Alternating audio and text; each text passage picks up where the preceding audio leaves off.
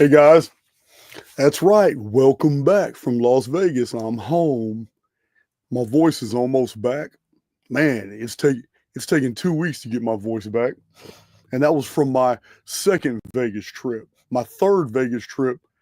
Whole time I could barely talk, but I still had a blast. And Dad flew in and joined me on the third day, and we tore the town up. You guys already know what we were doing. Derrick Broze is in the studio. Somebody that I've been dialoguing with in emails, and Big John's been talking to him, I think, for about 6 months. We just have hectic schedules, and I know he's back and forth from Houston and Mexico, and he's involved in a lot. So we'll wait for this military helicopter to get out of my business. That's pretty loud. So let's see. I don't have a whole lot of announcements. I just want to, I did have an errant ad for the day, Shanta Meter. It was really interesting how she came up on the list right now because she's the one that did the tarot reading that had predicted that somebody in my inner circle didn't have my best intentions and was going to, and that ended up being very, very true. And it was caught in time, and it actually very fortuitous because they ended up lifting a piece of software that was incomplete and it wasn't working. It's the whole reason I had this other project going. So kind of the timing was divine. So anyway, I'm going to give you all some updates about that later, but I'm not going to make my guest wait. Shanta Meter's ad's going to have to be later because once the StreamYard app is open, I couldn't download her ad. So y'all excuse me. And Shanta, if you're listening, your errant ad will be posted on the next live video. And I do believe we have Dr. Rimka.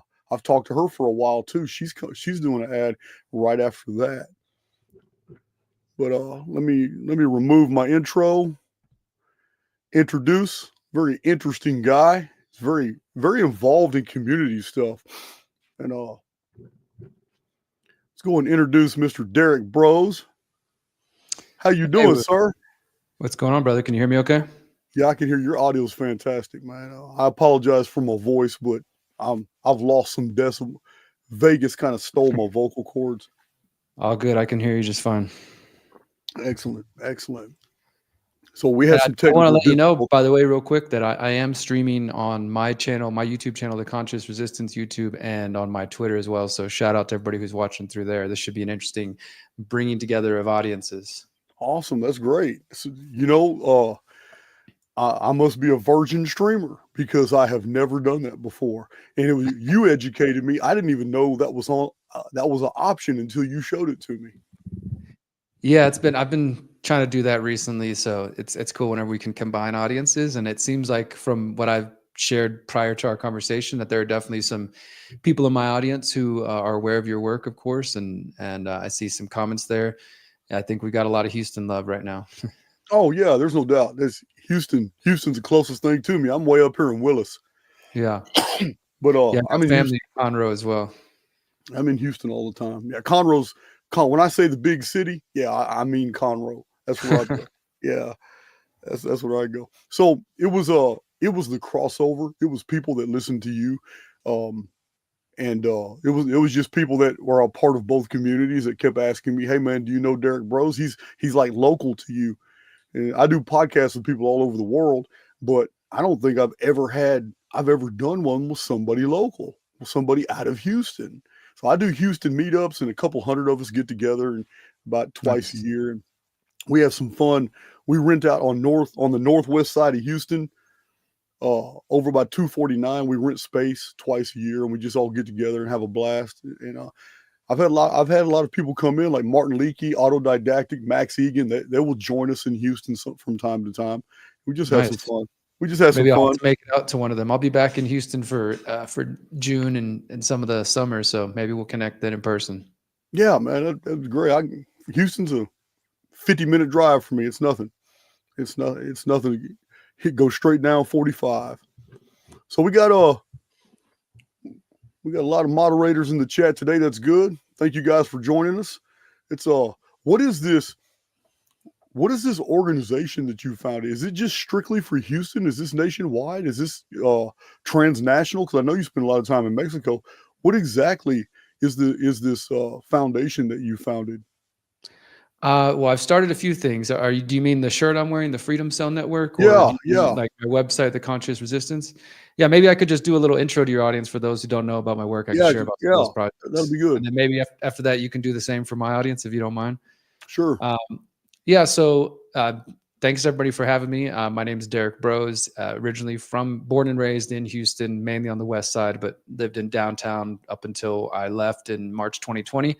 And I've been living in central Mexico now. And I do come back and forth because my family's in Katy, my partner, her family's in Conroe. So, we're all up in Houston and come back and forth. So I've been there, but my journey here as far as activism and what I do now, independent journalism, making documentaries, writing books, etc. It started in 2010. 2010, I was starting to just pay attention to the world. It's one of the areas actually that I think we have somewhat in common. I didn't spend nearly as much time behind bars as you did, but I'd spent about 19 months over in Atascocita and a couple other places downtown and things of that sort. I got arrested at 20 years old for drug possession. I was addicted to crystal meth and right out of college and right out of high school when, started drinking, started partying, got locked up at 20, turned 21, locked up. And I got out October 2008. And that was kind of while I was behind bars is where I started getting into, I guess, opening up to spirituality, meditation, prayer, some of these things. I had a really strong grandmother who was a big influence in my life. And she started just sending me books and on, things like that, and kind of used that time to start healing some of my own traumas.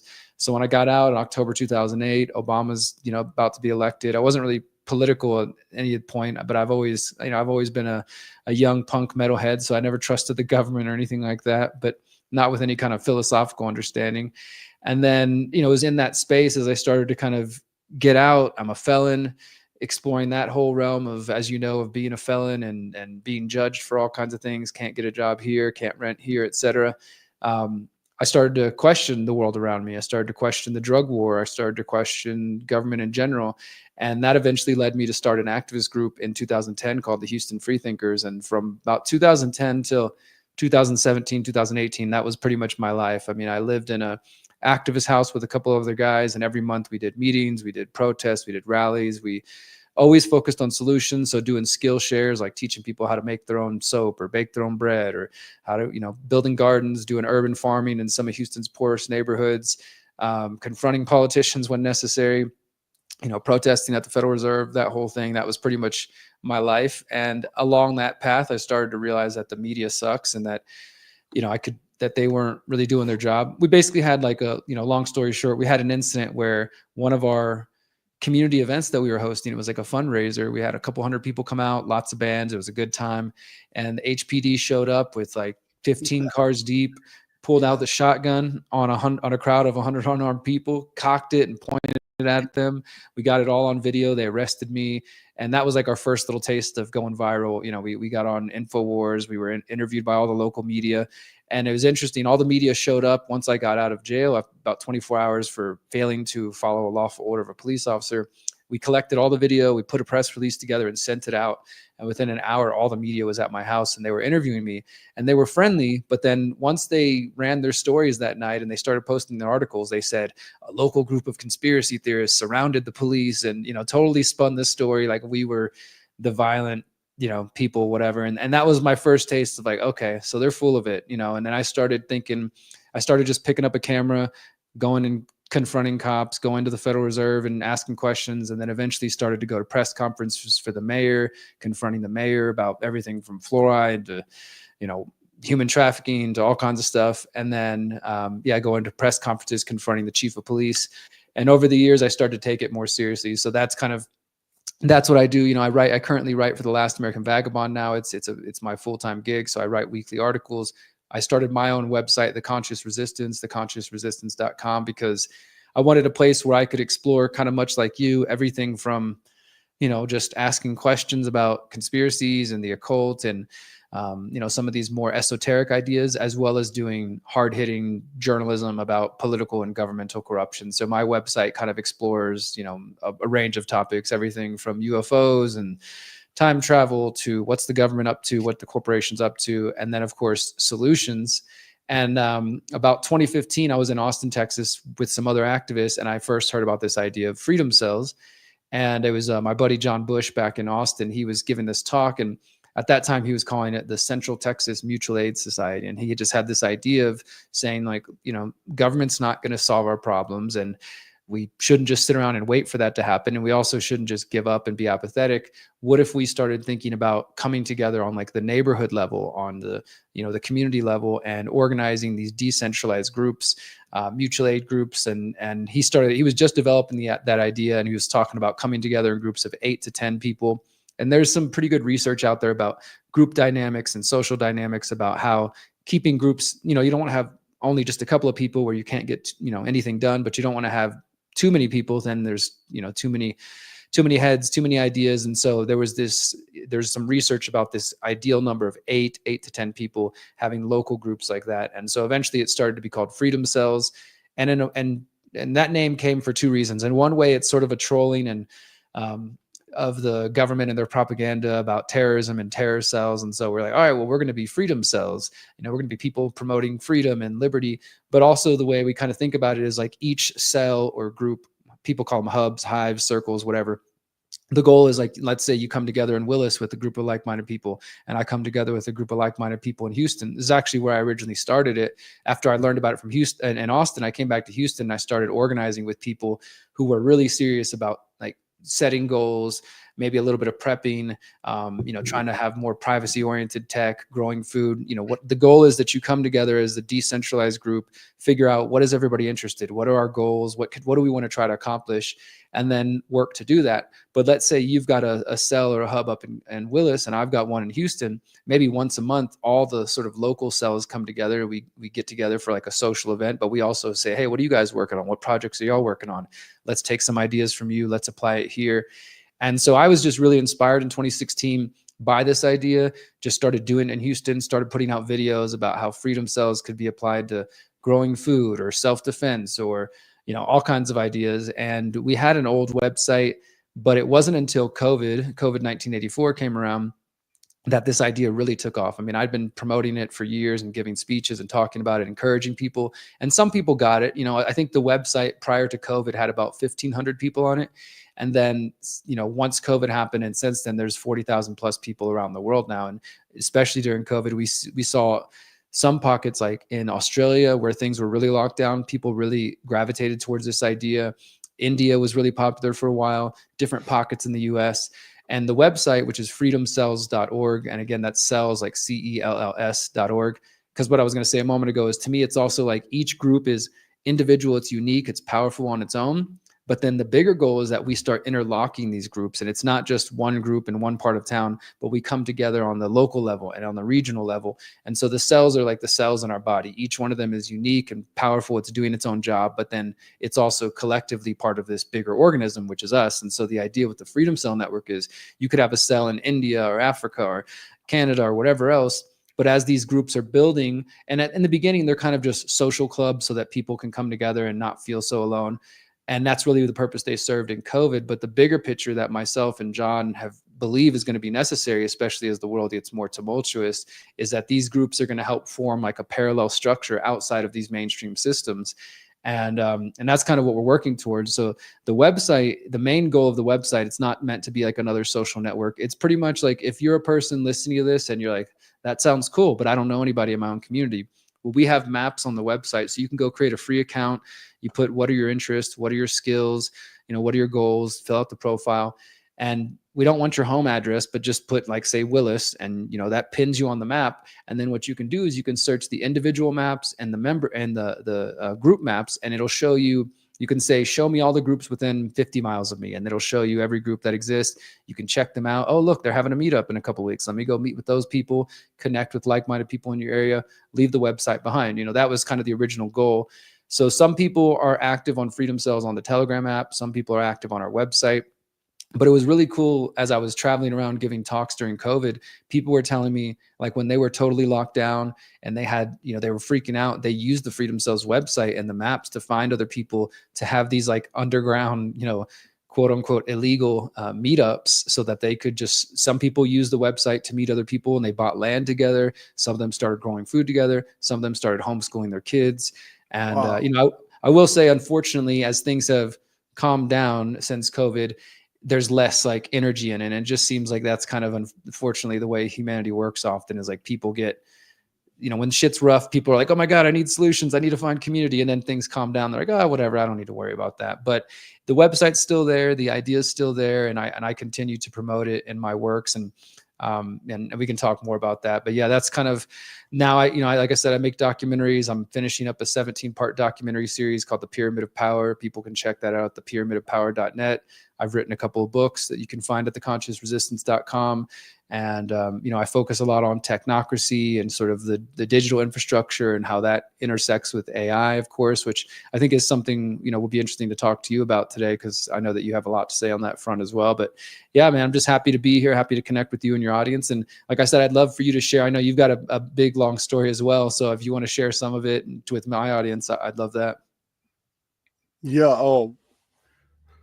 First of all, I have to commend you, because as my community well knows, I've got about 920 something videos on this channel, probably close to 200 podcasts on other people's channels.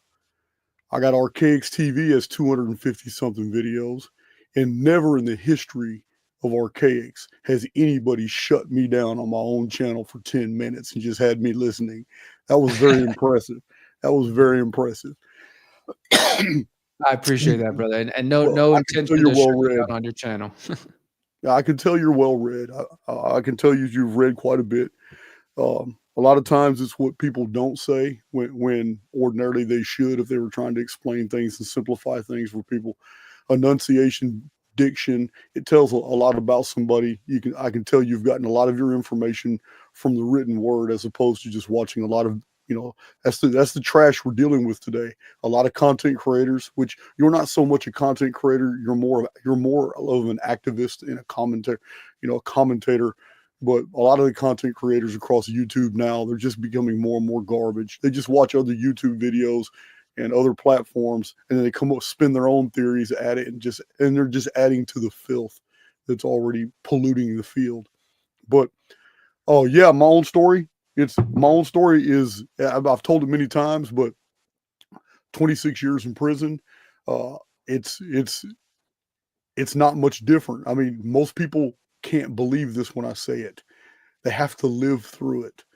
But the most critical part about being incarcerated is the first 6 months, the first 180 days, because you're still clinging to everything in the world. You're still thinking about everything. You still feel like you're a part of all the things that you were a part of in society and in the world. But once you hit that year mark, 1 year, 2 years, 3 years, 4 years, 10 years, 15, 25, it's all the same. Once you've done a year incarcerated, you're completely divorced from anything. You're already a part of whatever the new system is that you're incarcerated around. And once you make that mental change, for me, it was all about the absorption of information. It was all about just coming across whatever I could read. And I was fortunate because Texas prison doesn't spend money on libraries. So all these old colleges from 1910s, 1920s, 1930s, when these colleges get rebuilt, they fund new libraries, and they just trash their old libraries, and they end up in Texas prison. So I had access to a lot. I had access to a whole lot of good literature. But I was 17 years old, and I got caught up, and we kidnapped a 19-year-old girl, but we didn't even want to take her. We wanted her dad's Lexus, and a guy named Joey, we called him Joey, his name's John Ernesto, and we were both 17-year-olds shooting smiley faces in Houston stop signs with a 22 pistol. And we just kept reloading the pistol, driving around in stolen vehicles until the gas ran out, and we were shooting smiley faces and all these stop signs. So this is what made our charge aggravated, because we had that pistol on us with 2 bullets on it. But we stole this girl's Lexus, and she didn't want to get separated from it. We didn't know that she had taken it from her dad's garage without his permission. And so for the next 8.5 hours, we went to restaurants, we went joyriding, we went everywhere with this girl. And all she wanted was the keys back when we were done so she could get it back in the garage before her mom and dad returned from their vacation. And it's just things got out of hand. And the guy that I was with pulled something that I would have never foreseen, because I went to school with him and I didn't know it was a part of his character type. And aggravated kidnapping was later dropped to a sexual assault charge. So I got jammed up with a guy who worked to deal with the state's evidence. And then I got involved in a multi-million-dollar lawsuit because the family ended up suing C-Tech Securities, Marshall Fields, and the Galleria for multiple millions of dollars. And I got wrapped up in a real weird investigation because all the camera footage showed that she had come outside in the parking lot to talk to us twice. And it looked real bad on her part. They were trying to claim that she had set the whole thing up so that she could sue them for millions of dollars. And she was 19, we were 17, and the lawsuit dragged on for like 2 years. And then the politics got involved. And then a guy out of Fifth Ward, Texas, named Marvin Bell killed an HPD cop. And I don't know how old you are, Derrick, or if you remember this, but in 1990 and 1991, this was the only major news story. And his name was Marvin Bell. It's still all over the internet. Wow. But he killed an HPD cop, and he was assigned to the 239th District Court, where I was going to court. And I already had my court paperwork, everything was set up for me to sign for 90 days boot camp. And my prosecutor was Mark Vincent, and his investigator. It's called a PSI investigator. Harris County uses PSIs for the prosecutor's office. It's a pre-sentence investigator who talks to the victim's family, talks to everybody involved, goes to the stores, Marshall Fields, C-Tech Securities, the Galleria, goes, because we stole her car from the parking lot of the Galleria. And the PSI investigator gets the whole story from everybody, talks to everybody, and then gives their recommendation to the prosecutor. And then the prosecutor takes it, if he likes it, to the judge. So my prosecutor, Mark Vincent, was a real big black dude, about 6'3", and he had agreed with my family and the victim's family, that for my participation, which was driving, was I should do 90 days boot camp. So 2 days before I go to trial, they put Marvin Bell, who just killed an HPD cop. And it was, cops hardly ever get killed. So this is huge news in 1990. I ended up going to court in 91. Marvin Bell was issued into my court, and everybody's there. Marvin Zindler, Houston TV News, ABC, NBC, CBS, Geraldo, everybody is in my court watching my judge, because he's one of the most liberal. His name is Judge Norman Lanford. He's one of the most liberal judges in the history of Harris County, and the police department hated him because he was always letting criminals go. So anyway, make a long story short, as soon as it was discovered that Marvin Bell was incarcerated just a week earlier, and that my judge, Norman Lanford, let him go on a technicality on a violent crime, and then he got out and killed a cop, my judge was under hellified national scrutiny. So about 85 of us were all sent to the Texas Department of Criminal Justice on hyperinflated charges. He completely ignored every prosecutorial recommendation. He threw my 90 days boot camp. I was there to sign 90 days boot camp. So even my prosecutor said what's being done to me is absolutely illegal under the laws of compulsory process. Compulsory process means I signed an agreement with the prosecution, and I gave a full accounting of the entire night in my participation in a guilty plea, and I gave it to the prosecutor in exchange for my 90 days boot camp. Its compulsory process is absolutely illegal, and it's when I was compelled to plead guilty and for a certain outcome, but the judge completely ripped that outcome away from me and sent me straight to prison as a 17-year-old. So even my prosecutor provided me my paperwork on how to appeal all that. Unfortunately, Governor George Bush became the governor, and that's a whole other story. I've talked about it on YouTube before and our Archaix TV. But can I just ask a question real quick, Jason? Sure, go ahead. because and I don't want to interrupt your story, but it's interesting you say that, because I mean, it happened to both of us. I mean, obviously there was much different consequences, but I did the same thing when I signed my papers. They told me, because it was my first ever, I'd been arrested for like, public intoxication as I was starting to become more of a fuck up, but getting caught with crystal meth was my first real crime. And when Right. I signed, it was a Friday, and they told me, sign today, you're going to get probation, you'll be home on Monday. And that whole weekend, I remember just sitting in the county, just like, and showing my papers to some other people. And they're like, yeah, I mean, I guess you're supposed to get out, but something just didn't feel right. And then sure enough, the same thing, when I went back to the judge, she was like, okay, well, I'm not going to let you go home. Instead, we're going to sentence you to 2 years felony. So after I'd signed, pretty much exactly what you're describing, after I was told one thing that I was signing for, they turned around and did the exact opposite. Yeah, man, it shocked my prosecutor. It shocked the PSI investigator, because Harris County, during my appeal, that was the main issue. Harris County never goes against the PSI because it's a financial deal. It actually helps the court facilitate the docket. There's too many people on the docket, so to clear the docket fast, they have these PSI investigators get all the facts and give the recommendations to the prosecutors. And this is the system for 25, 30 years. And all of a sudden, this guy lets a cop killer go. And so now he's trying to save his bench, and he's trying to make Harris County happy and the Houston Police Department happy by sending every single person that comes before his bench straight to prison. So 2 months later, Harris County removed him from the bench, because now he's not even adjudicating anything. He's just sending everybody to prison. That's all he's doing. So all this is documented online and internet. And I've had other YouTubers, when I started getting real popular, go deep into my criminal history and try to expose and try to find things out. And I tell them all the time, I says, dig all you want. It only costs $279 from the court records. You'll find out that everything I told you is the truth. I wanted to give Owen Benjamin look me up. Owen Benjamin got all my court records. But I've had a lot of people look me up and all. I just don't care, Derrick.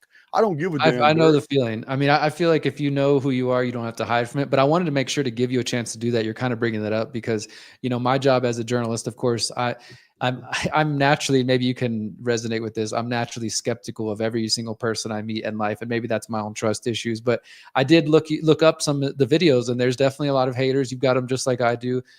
Talking about the sexual assault angle. So you're saying that the sexual assault charge was kind of part of the railroading aspect, that you weren't involved in sexual assault? Well, no, it's not a part of the railroading aspect, because under Texas law, if you're there, you're complicit if you're not trying to stop it, or if you don't willingly walk away right then and there and report it to the police. But we were with this girl for 8.5 hours. We went to restaurants. She had multiple times to just flee to all kinds. This is why her multi-million-dollar lawsuit against C-Tech Securities, Marshall Fields, and the Galleria took so long, because it really did look like she had set up the whole thing. Because on camera, there were two separate incidents where she just targeted John and I and came out there and just hung around and talked and then left. Then came back, hung around, and her story every time was, "Hey, have you seen this big black truck? I'm waiting on my boyfriend to pick us up." And it was John, who we called Joey as a kid. It was Joey who actually stopped and asked her on the second time, say, "How did you get here?" That's what he asked her. He said, "How did you get here?" Because this is the second time she approached us, and all this was on film. So he said, "How did you get here?" And she says, "Oh, well, I drove my dad's Lexus. It's in the parking garage." So shit, Joey we were looking at a Pontiac Firebird, because I mean, I don't know how much you know about all this, but in the 80s, GM vehicles had a flaw in the tilt box. And there's one little area on every single GM vehicle from the 70s and 80s had this flaw in the tilt box. They don't make cars like this anymore, but you could actually take a large flathead screwdriver and break open the plastic casing and go in there, and you'll find a toothed ignition, and you could break the steering lock, which is a single little diagonal wire. You could break that steering lock and then pull that tooth back, and all the ignition would come back. Apply a little bit more pressure, pulling back, excuse me, and the whole vehicle would turn on. And back then, the plexiglass windows on the Firebirds were real easy to bend out. So here we are, teenagers. We done learned how to lift these GM vehicle cars, and that's all we were there for.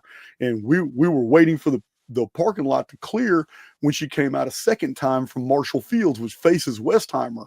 Second time she's on camera coming out there hanging around us, talking. And then after a while, John just asked her, said, "What? You keep waiting on your boyfriend? Well, how the hell did you get here?" And that's when she says, "Well, my car's out in the back. I got my dad's car. It's in the parking garage." So John just said, "Shit."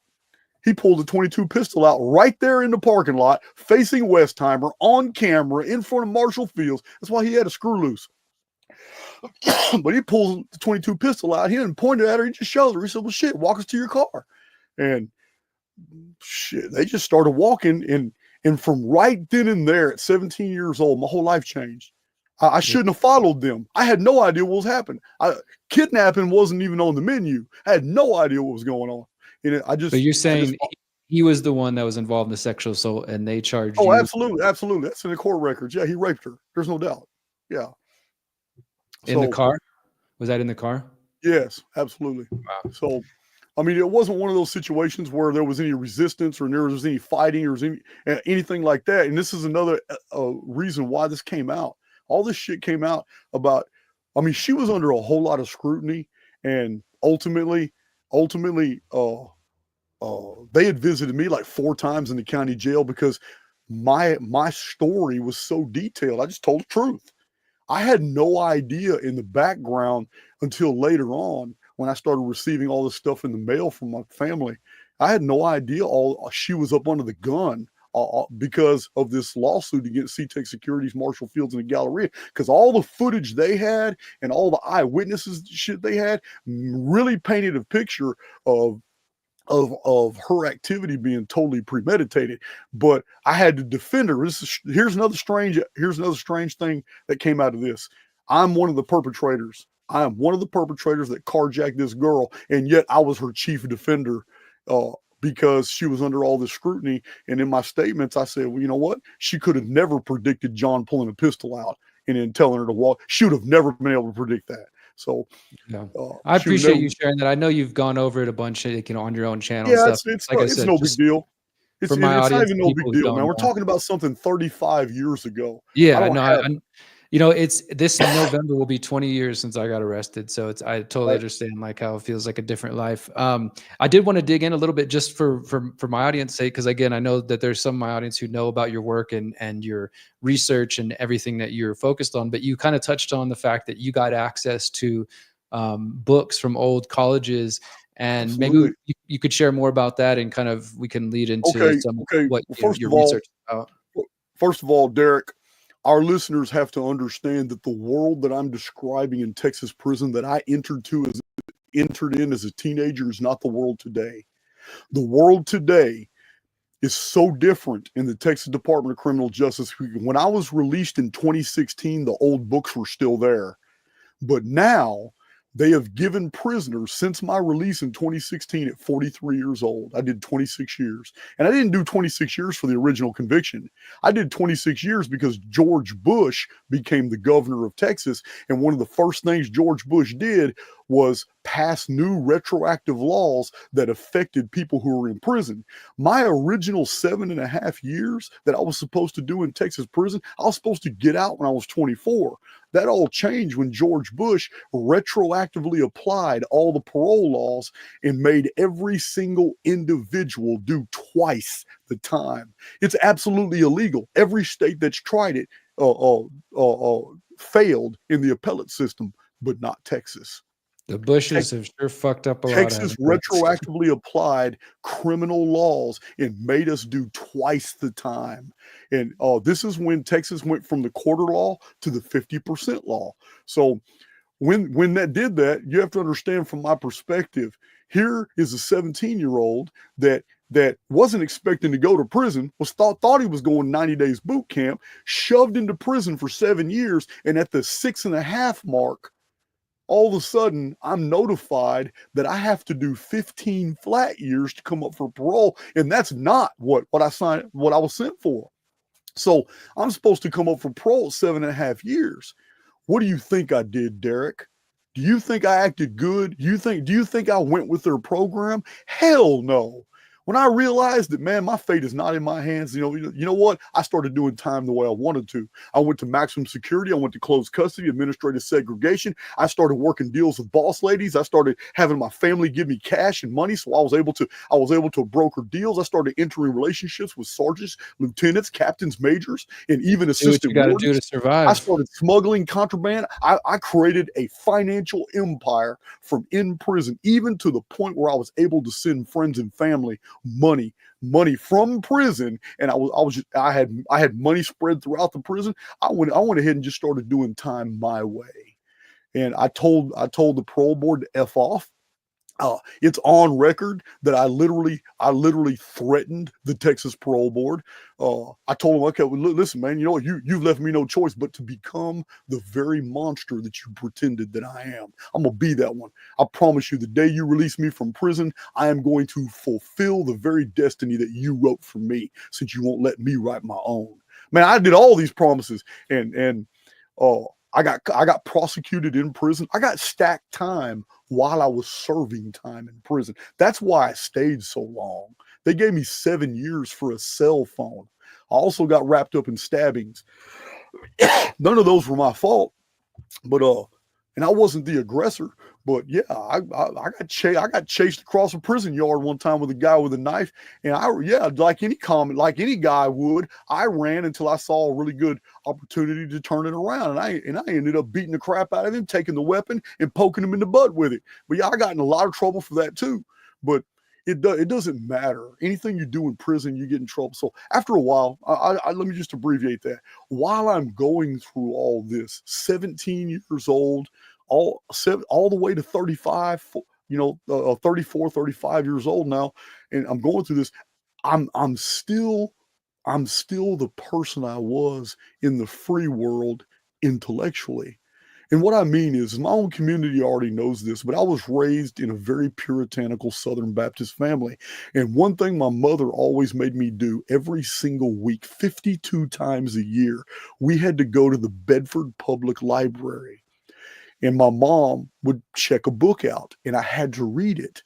But it gave me the right to check any book I wanted. I picked all the Lord of the Rings books, the Chronicles of Narnia's books, Star Wars books. I'm a kid. This is what I want. So my mother made me read whatever book she checked out for me. But once I was done with it every week, and I hurry up and read it so I could get to the book I wanted to read, and then I would read all these sci-fi and fantasy books because that's what I was into as a kid. But this turned me into an intellectual. It turned me into a reader. By the time I was in prison, I was already devouring everything. Some guys had Wall Street Journal, some guys had Fort Worth Star Telegram, USA Today. I devoured the newspapers, Popular Mechanics, you already know all the social magazines. I read them all. I read Street Low and Low Rider, all the magazines. But the main value I found was the library, because Texas doesn't spend money on libraries. They just get them donated from older institutions. So I was sent to Lovelady, Texas, the famous Eastham unit where the Bonnie and Clyde story developed, where Clyde Barrow was an inmate for 2 years, where they killed the major in a gunfight. Yeah, all this is in the 1920s and 30s, and I was at that facility. And the new Eastham unit, which is very old, built in the 50s, is right next to the old Eastham original prison. Well, I was a part of a work detail that had to go to the older prison, and we went through the sub basement. And we were told that they needed to clean all this stuff out, and we were supposed to throw it away. When I realized what was in those wooden crates, because that's what they were from the 1920s and 30s. When I started going through the wooden crates, and I saw these books are from the 1870s, 1880s, 1890s, all the way up to 1910, and so I started going through the subject matter, and I was filling up other crates. I emptied crates out while these guys were book burning. The other guys on my work detail had negotiated with me, and I said, hey man, just take the crates out that I sent you, because I'm saving all the historical books, chronology, anthropology, archaeology, science, religion, comparative mythology, all the books I wanted to read. I'm saving them and putting in these crates on the side while I'm giving these guys all the composition, English composition, math books, all the government books, all the history books. I'm not, and they're taking them out to the dumpster while the officers are upstairs watching inmates come up with these crates and putting them in this long truck. It's a long dump truck, and they're just throwing this away. This is what Texas does all the time when they do their spring cleaning. They just start throwing stuff away. They don't go through it. They don't even care. But when I realized we're throwing away the old Eastham library, I preserved hundreds of those books, put them off to the side. The officers were so cool with me when I was on Eastham. I mean, I've always been Jason. I'm one of the few guys in Texas prison that never had a nickname. I've always gone by my name, Jason. Everybody knew me as Jason, and I grew up with the administration. And what I mean is, I was 17 when I went in, and the COs at the time, the regular prison guards and sergeants at the time, sergeants being the lower level tiers of all prison administration, they were just a little bit older than me. They were 19, 20, 21. So over the years, as I'm growing up, here it is 20 years later, I'm on Eastham unit.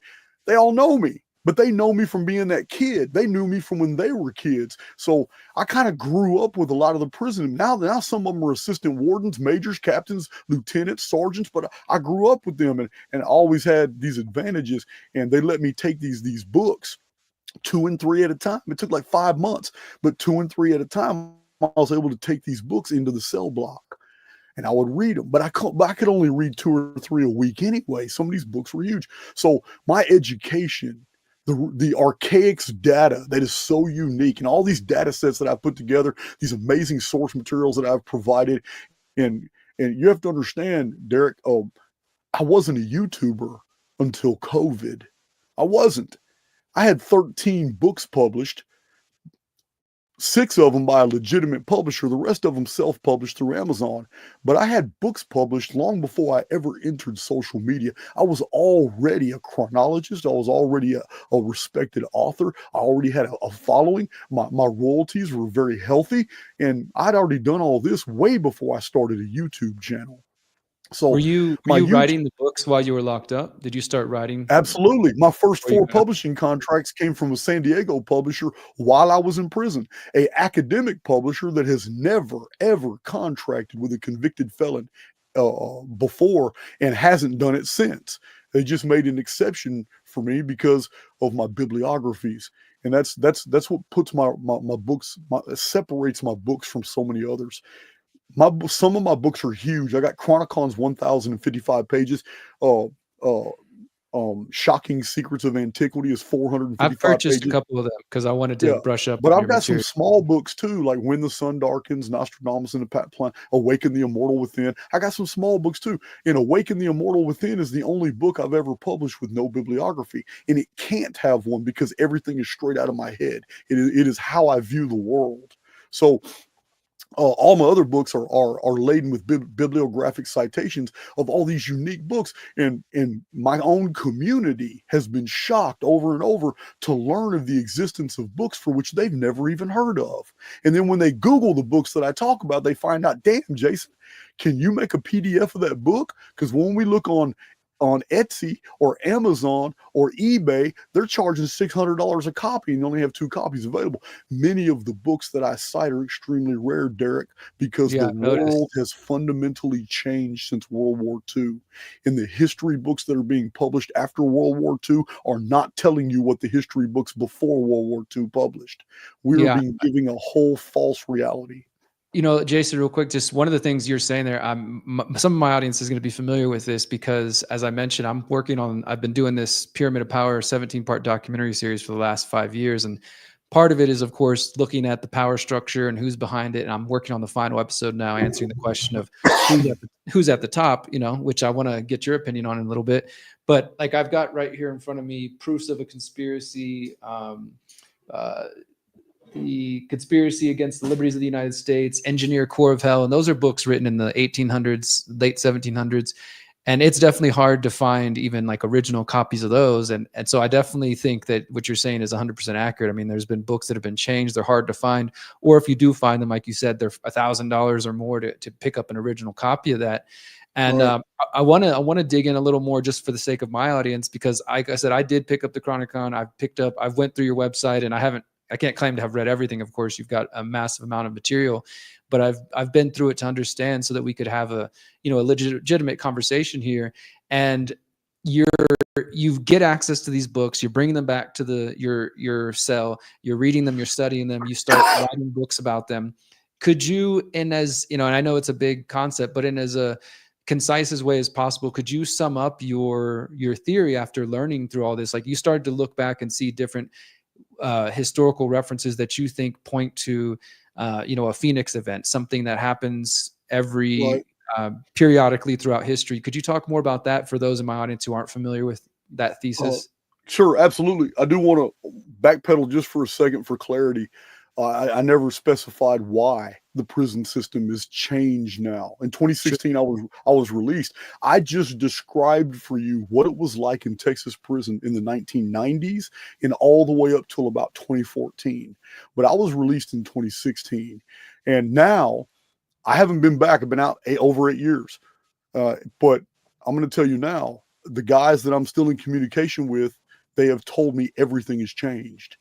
Um, Now they're restricting their ability to carry a bunch of property. They can't have much. And the reason is because everybody in Texas prison is issued a tablet. And now all the approved books for reading are on the tablet. But because the tablet has movies and video games and puzzles and activities, it keeps people away from reading. The tablet is now how the Texas prison system controls the population. So the opportunities to do what I did when I put together a chronology of the world, Chronicon, and then found out about the Phoenix phenomenon, the Nemesis X object, the dark satellite, I found out this massive heartbeat of history every 138 years, these resets, I've literally researched myself right out of Christianity and into simulation theory. And it was totally natural, just a series of conclusions that I cannot escape. So this for just so you'll understand, like, this is a really good example of a book that I read in prison. Many of these all these books here are from the 16 1700s over here, and then I have books from the 1800s over here, and then I have 3 walls covered full of books. I've showed my community. I've turned the camera around before. I have a different mount. I'm not going to turn it this time. This mount here is really difficult to use, but I have like 6 different volumes of encyclopedias from the 1800s, Americanas and Britannicas and different years, and I have the entire Jewish encyclopedia. But this studio doesn't even account for maybe 20% of the Archaix library. I cannot fit all of my books. I have very rare books, and some of them have to be in climate controlled storage and in sealed totes, because they fall apart. This is from the 1880s. It's falling apart. But to give you an example, Derrick, this one book in prison would have taken me about 3 days to get through it. And what I would have done with a mechanical pencil, I would have read this book page for page like I did. My research bibliography is 1,257 books, or 1,357 books since I got out of prison, and I published it in a single YouTube video for everybody to see. Every title, every author, date of publication, and publisher, the entire list is on YouTube. These are the books I read in prison. In 25 years, it took me about 25 years to read 1,357 nonfiction books, all about this size. So I've read a few hundred since I've been out, new books that I've done videos on. As I learn, my community learns. So I would go through this with a mechanical pencil, and I would put little arrows next to any data that I wanted to mine. When I was done with this book, I would pull out my old 1960s typewriter in prison, the old mechanical typewriters you've seen on the movies, and I would sit there and type up all the notes from that book. Once I did that, the actual book no longer had any value to me, and I would pass it on to other prisoners for some of the type of books that they had, like the Graham Hancock type books and modern books. And in this way, I would educate myself on the old books and on what's being promoted in the field now, today. And this book wouldn't have to be carried by me anymore, because now I have the research notes. So every month I would pull my typewriter out, and this is how I would get rid of all the books that I acquired. So because my reputation throughout any prison I was located, everybody knew within weeks who I was. Oh, that's that Jason guy, man. He'll pay you money for your books. And I did. But I had a little criminal operation going, and even the officers were in on it. I've had officers come to get financial loans from me because I told you, Derrick, it's not because I'm a bad guy. It's because they literally rewrote the law after I had agreed. Twice now. Twice. The first time was I was going for 90 days boot camp, and they sent me to prison for 7.5 years. Then before my 7.5 years was over at 24 years old, I'm told that now, man, George Bush just enacted a retroactive law, and it makes everybody do actually double of the 25% that you signed up for. So no, man, it can't be. And by that time, I realized it was the truth, and inmates lost that lawsuit. What do you think, man? What do you think? I'm doing my. I don't even feel guilty. I don't even feel guilty for everything I did in prison. I don't even feel an ounce of guilt. So this is what I did: reading and research. And after it was around probably when the Matrix movie came out, around 1999, when I started putting all my research notes together in chronological format. In 2004, I had my first breakthrough with thousands of notes from so many different books put into chronological order. Whatever I had, year by year, going back 7,000 years, I got everything in chronological order. You can't help but see the patterns when you start studying history with a calculator.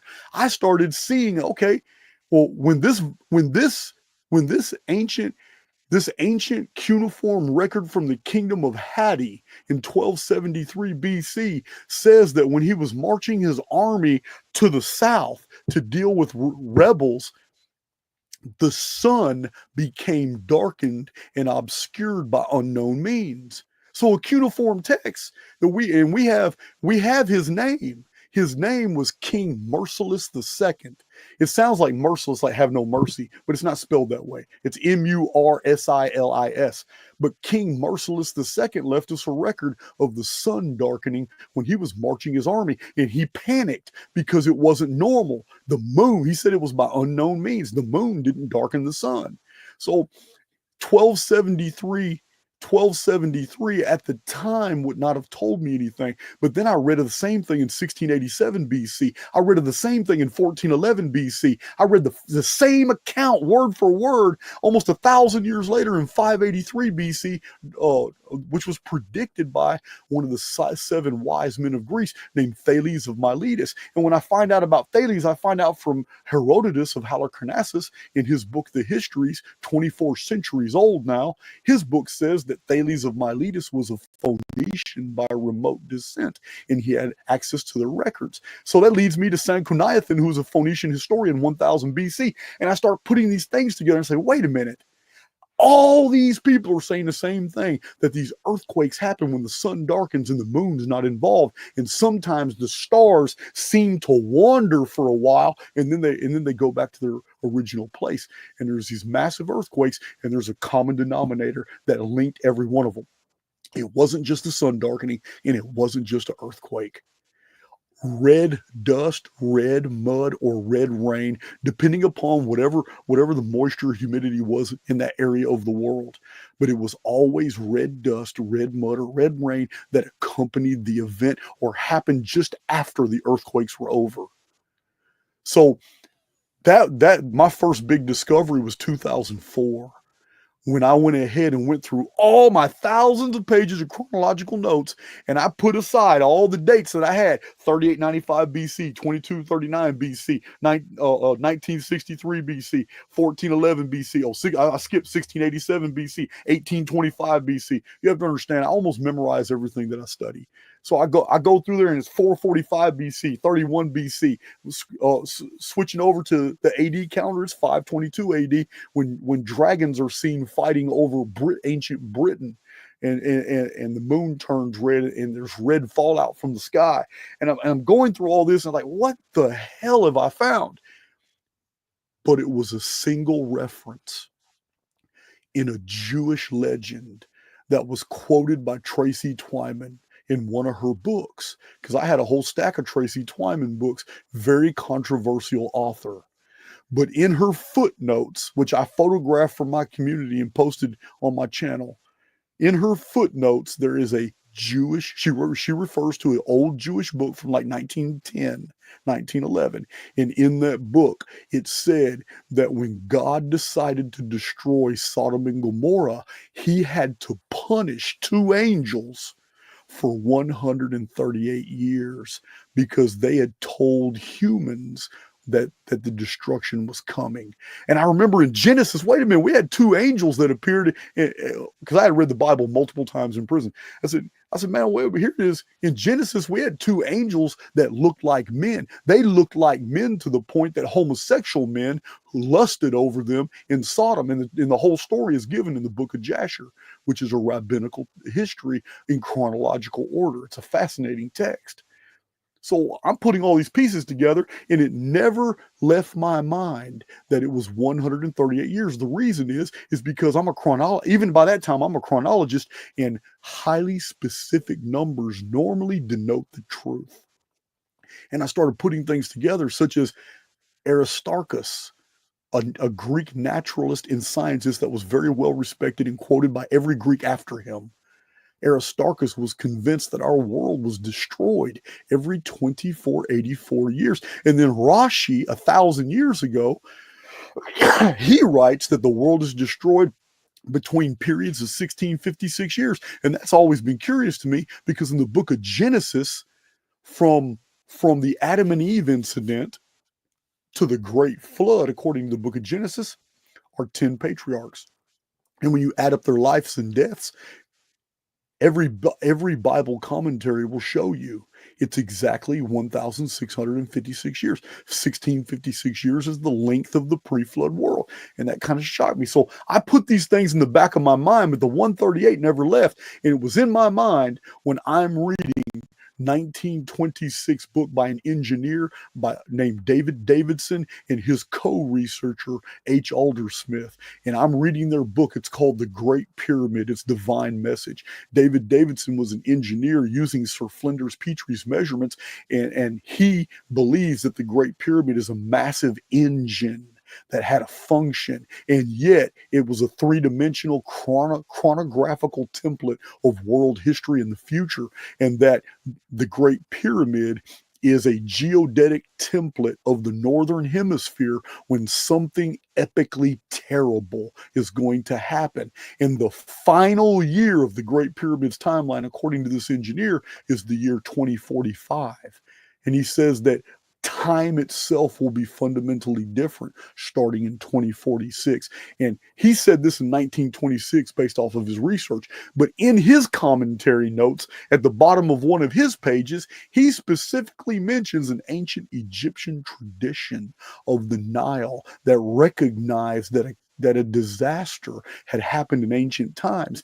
And the Egyptians did the same thing the Chinese did on the Yangtze River. They took little paper boats. These were papyrus boats made out of the bamboo papyrus in Egypt. In China, they were paper boats, but it's the same tradition. Placing a boat with a little votive sacrifice on the boat and putting it on the Nile River and letting the Nile take it away in remembrance of ancestors who escaped a cataclysm on a boat.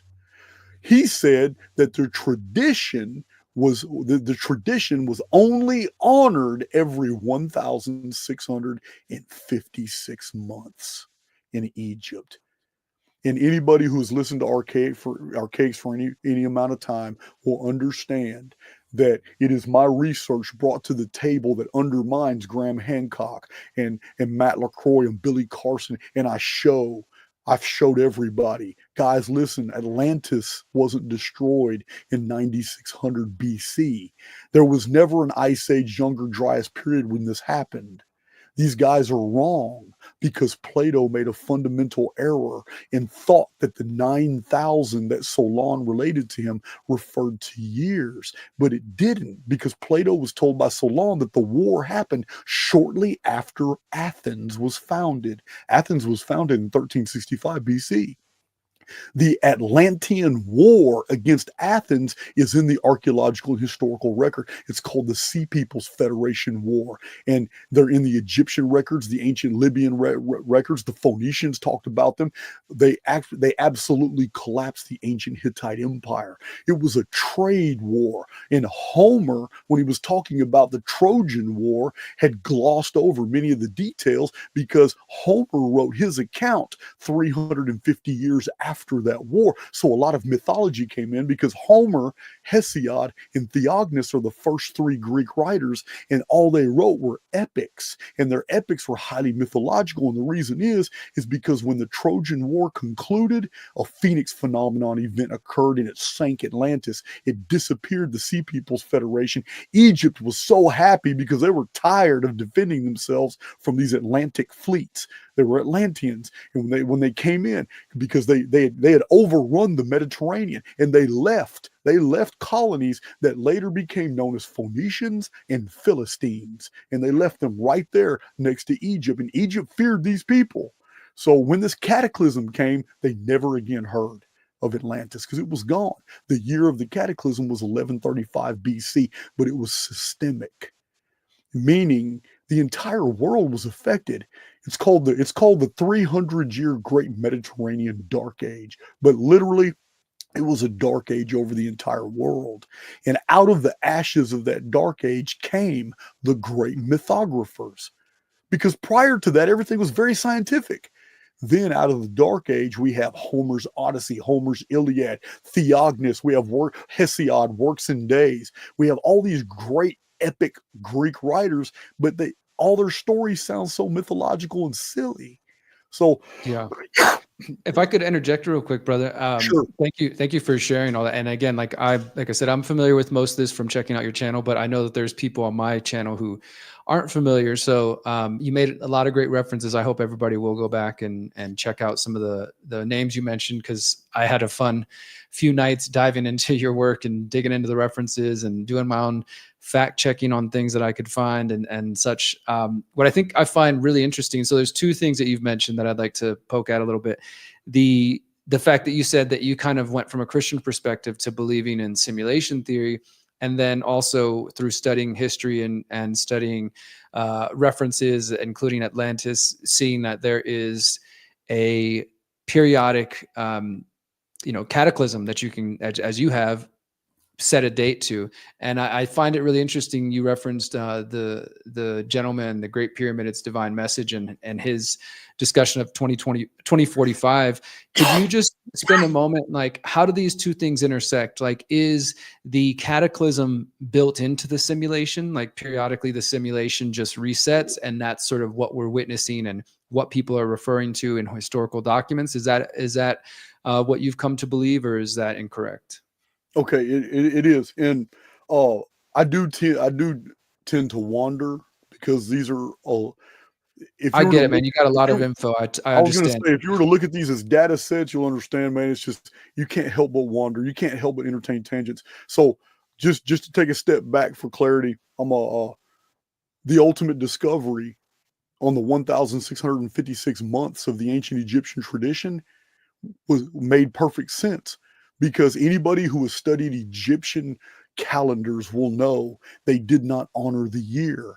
Not one time in 26 dynasties of ancient Egypt is there a single published Egyptian reference to any year by year chronology. They didn't start doing that until the days of the Greeks. And by the days of the Greeks, ancient Egypt had already fallen.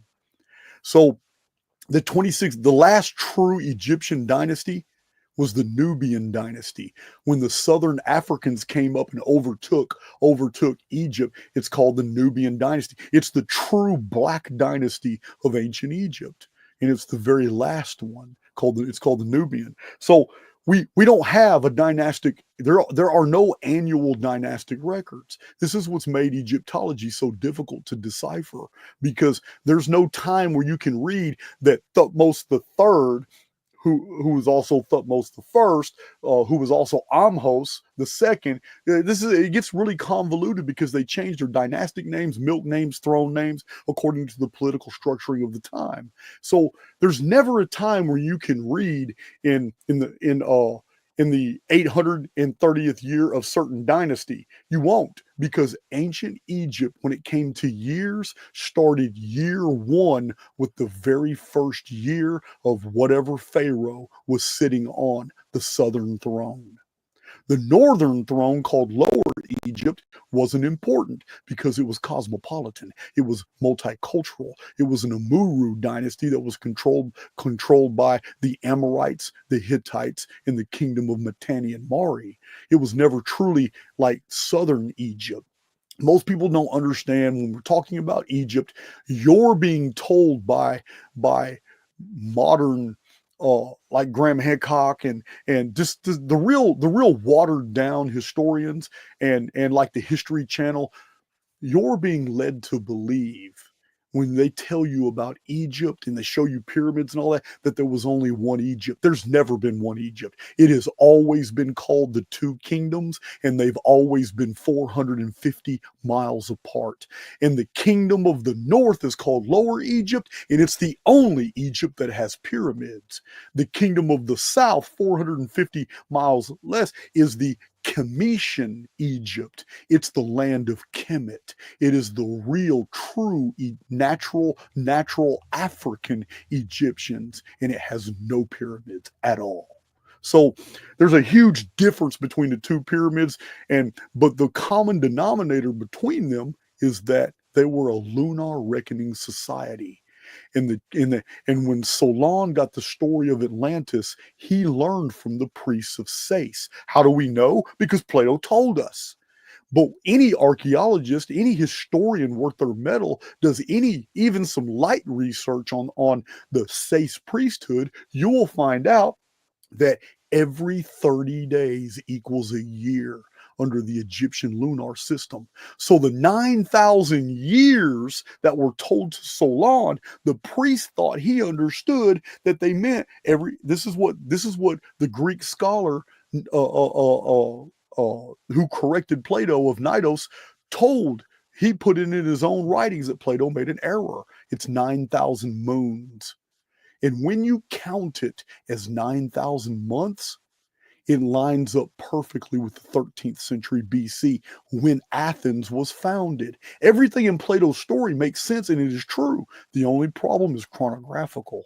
And this is what Archaix is about, correcting all this. And in correcting that, I had learned that every single date that I just provided you earlier, 3895 BC, 2239 BC, 1963, 1411, 1687, 1273, 1135 BC, 583, 445, 31 BC, 522 AD, all these dates that I just mentioned to you earlier, and there's more I haven't mentioned, they fit on a perfect timeline that is 138 years apart. Every single one of them. And all these amazing beliefs from the ancient world, like Aristarchus, who believed the world was destroyed every 84 years, Rashi, who believed that the world was destroyed every 1656 years, the Phoenix cycle from the ancient world, which is 552 years, the cursed earth system of biblical chronologist Stephen Jones in his book Secrets of Time, which is 414 years, the 1242 years of the pre-flood time between Adam and Noah, according to Michel del Nostradam, we know as Nostradamus. These are just a few. These are just a few, and yet every single one of these numbers is divisible by 138. Every single date that I just cited to you that comes from the historical record, not one of them did I date. I provide the dates in all these books from all these old sources. Every single one of these events, when there was earthquakes, the sun darkening, the moon was not involved, red dust, red rain, civilizations sinking into the ground as the earth vibrates. Whole cities just go. Tsunamis, earthquakes, all kinds of things. It's on a 138-year timeline. So yes, initially I'm still 100%, Southern Baptist raised. Even in 2004, I'm still clinging to the idea that this Newtonian solar system universe that's been shoved down my throat edge is actually true. But the more I research chronology, I realize the chronological precision of the Phoenix phenomenon defies physics. There's no way any natural body in the heavens can appear every 138 years at the exact point in the middle of the month of May where Earth is positioned if the sun is truly moving at 240 something thousand miles per hour, as all the planets are going around the sun at Earth going 66,000 miles per hour at the exact same time that there's another ecliptic where other bodies like comets, Halley's Comet at 60 degrees, and then we have the dark satellite, we have the Nemesis X object, we have Phoenix every 138 years, and we have a whole nother Nemesis ecliptic because there's a collapsed binary. It's a dark star far below the system in what the Book of Enoch called the abyss. Anything below the equatorial bulge, anything below the southern hemisphere that the ancients could not see, because every single ancient pre-flood civilization was in the northern hemisphere. Why? Why do we have no evidence of any civilizations that existed in the southern hemisphere in the 3rd and 4th millennium BC? We have none, zero. Everything was in the north hemisphere, and this is only answered for in one scientist who published his research in 1871. It's called cyclical flood theory, and he believes that the earth has a heartbeat, and that subsurface pressure is building, and then at specific times that subsurface pressure blows out in the form of volcanoes. Volcanoes are the key identifier of the Phoenix phenomenon. It's ambient radiation that causes animals and people and plants to grow to astonishing sizes in the vicinity of those volcanoes. We have this scientifically documented. Even humans can grow 2 inches. Humans that are in their 50s and 60s have been documented to grow 2 inches just after a volcanic eruption by studying the area of the volcano. Beetles get 3 times bigger. All this has been documented. And in the Phoenix phenomenon, we have these episodes when the world is covered in a vapor canopy that's caused by volcanism. And instead of the world getting freezing cold, which is the scientific model perpetuated today, in the historical record, it's just the opposite. It's just the opposite. Antarctica and the Arctic lose all their moisture. Every bit of that goes up into the mesosphere. The mesosphere traps all this red particulates that the ancients thought was cinnamon. They thought cinnamon used to rain from the sky.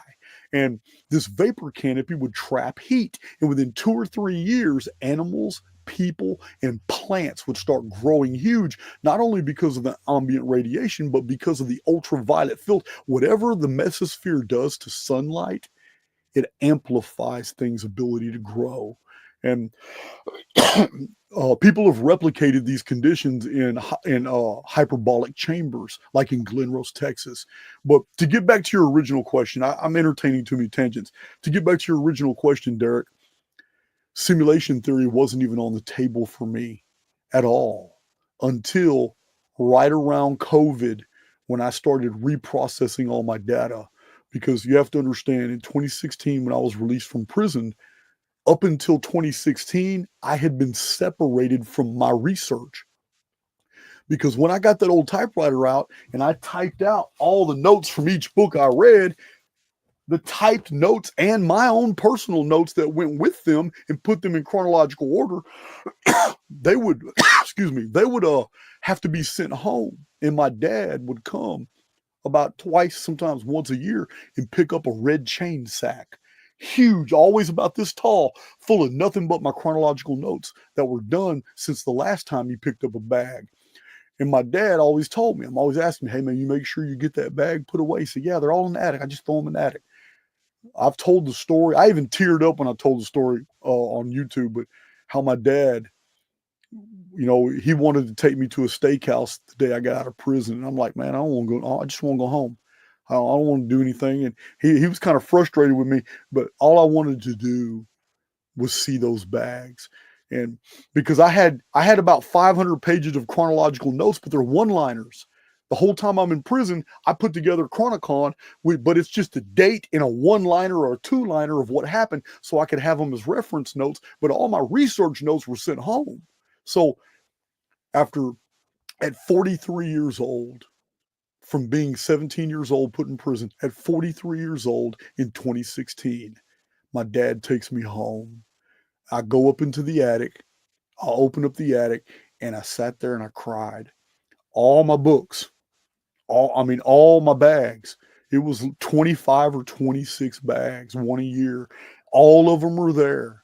And I cried like a little kid. And I'm sitting there looking at all this. He saved every one of them. He doesn't know what he's doing. Many errands have joined us at meetups and they've talked to my dad, and he'll be honest. He'll tell you. He says my son was an anomaly. At visitation, he would always talk about concepts I never understood.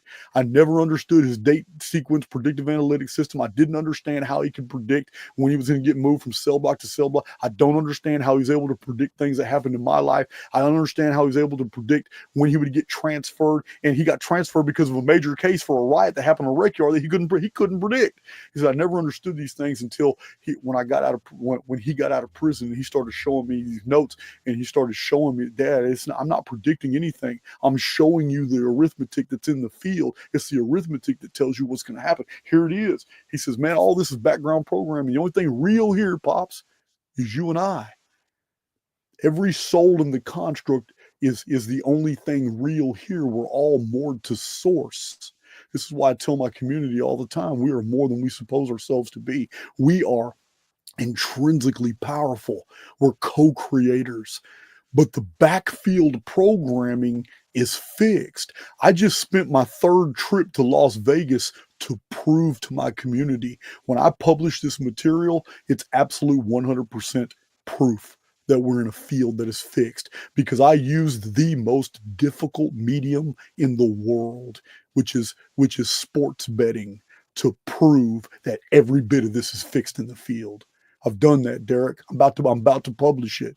But this is what my dad went through when I was in prison. He always saw me as an anomaly. He never believed anything I had told him. He didn't understand my research history. And now I take my dad on all my travels. Now his top's blown off all the time. He's like, damn, we've had some tearful moments before where we just teared up like, man, I can't even believe we're here today. All these years I spent visiting you in prison, and now you're doing all this. You're making these power moves, and you're blowing these people's minds. And I tell him all the time, I said, Dad, I got a 119 IQ. I got an 8th grade education. I says, you keep thinking I'm a genius. I'm not. I'm literally showing you what's in the field, because I understand the diurnal arithmetic now. I got it down. We are in an effing program. And once you know the core programming protocols, everything in the world makes sense. So that's where I'm at right now, Derrick. So thank you for that, brother. For you, so does gematria tie into that? Is gematria proof of the simulation, like being able to predict? Because I've seen other people talk about predicting sporting events and different things using gematria. I think, my personal view on that is that your question is extremely, it's very good, because the answer is not going to be something you're going to expect. Well, let me just say something real quick about that. So for me, like I'm, well, two things. First, I 100% agree with the last sentence you expressed there. And it's something I try to express to my audience as well, that regardless of whether people believe in simulation theory or whatever you believe, it is 100% a fact that we are way more powerful than this system wants us to believe, and that we often give ourselves credit for. And I think, we're both in alignment on there.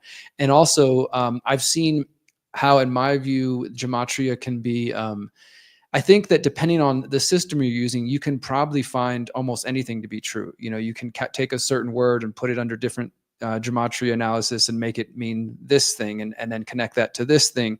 And so I tend to be skeptical about it. Not that I don't think that it's a real practice and that the Kabbalists use it and things of that sort.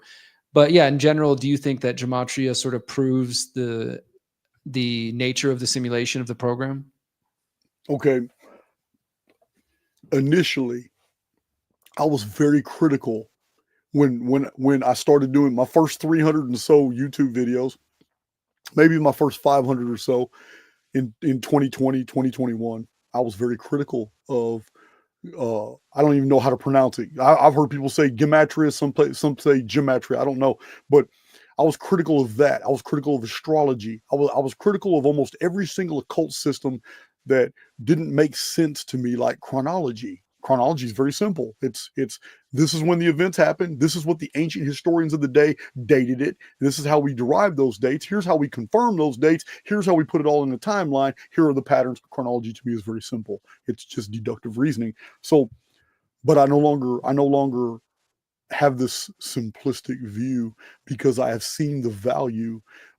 Just because I don't believe that we're on a real globe hurling through space, just because I believe that the programming for any model of reality is going to be on a fixed flat plane and that curvature is programmed in above us on a stellosphere that is holographic, doesn't change the fact that astrologers can't pull real value from the patterns they see in the luminaries. The fact that luminary to me is just a piece of programmed coding that's passing across the stellosphere and it's not really the planet Mars doesn't make a difference. No distinction obtained. The astrologer can still use pattern recognition going back thousands of years to ascertain what it means when it goes through different houses and what it means in conjunction with other luminaries in whatever houses they join in, whatever trigons and triunes or what all the astrological jargon. Gematria is the same way. It's just another way of trying to decipher the programming. Is it foolproof? Absolutely not. Is it subjective? Of course. But when it comes to astrology, when it comes to tarot reading, when it comes to reading tea leaves, even when it comes to just dialoguing between two human souls, the only thing really important is the individual. It's never the system. The individual is what makes the system empowered. And this is why different individuals in astrology can derive different data, and yet they're not diametrically opposed. They can both be right. We don't live in the type of universe that we are taught we live in. In this universe, because it's holographic, two completely different belief systems can coexist without contact. Two different bodies of souls can believe firmly in two different paradigms, and it won't affect one or the other at all. This shows you even more evidence of the holographic structuring. It's like a Mandelbrot structuring to our reality. So yes, I'm going to say that gematria can be used to see a bunch of the coding in there, but it takes somebody who knows what they're doing, because in everything we do, whether it's chronology, whether it's mowing my grass, whether it's dialoguing with another soul, whether it's reading tea leaves, in everything that I do, it is the intent of the immortal within who is moored to source that produces the outcome. It's never the system itself. Yeah, and I just want to add to that. I definitely believe, and I wrote about in my book, The Conscious Resistance Trilogy, that I definitely believe from a shamanic perspective that people have tapped into and recognized that there is a multi-layered reality, that there's one sort of consensus thing we're all existing in, whether that's a simulation or otherwise, but that individuals in our subjective reality also has an impact. And so, like you said, I mean, I think that there's ways that astrology can be complete crap, and then there's ways that it can be interpreted and can give us useful information about the world around us. And so you've taken these historical facts, you've come to this conclusion of a cataclysm occurring periodically throughout history and pointing towards the year 2045. One question that I get I see from people when they start going down, whether it's simulation theory or flat Earth or exploring these different realms, which, I'm open to anything, which is why we're having this conversation. Right. But I find in some cases that people will then get to a point of feeling hopeless. Like, so, well, if the Earth is flat and we're stuck in a dome, or if it's a simulation, there's nothing I can do. So I might as well just party and, drink with my buddies and not worry about actually trying to improve my own life or the planet. I don't think that's what you're saying. But how do you kind of contend with that? Like, if people end up feeling, and not to say that's, if the truth makes people feel hopeless, I think that's more on them, personal responsibility. The truth is the truth one way or the other. So if your research is in fact accurate, then okay, let's embrace that. This is what we're dealing with. What would you say to somebody who says, well, now I feel hopeless. Now I feel like there's nothing I can do. I mean, I don't think that's your goal, right? To tell people that? No, as a matter of fact, my Archaix veterans find my message very empowering. It's the whole construct aspect, because the fact that we're in a construct actually changes our identity. It completely divorces us from what we've been taught that we are, and the evidence actually shows us what we are. So I have an entire playlist called We Immortals, which is my personal medicine cabinet for all those that find themselves in the position you just described.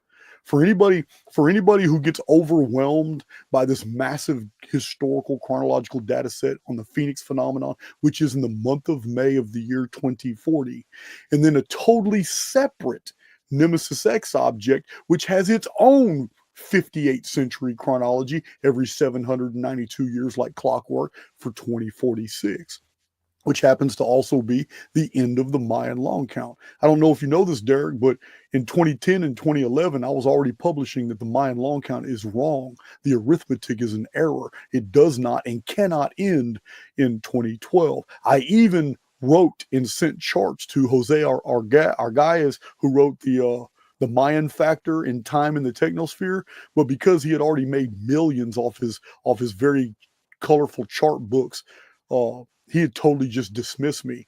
And then 2012 came and nothing happened.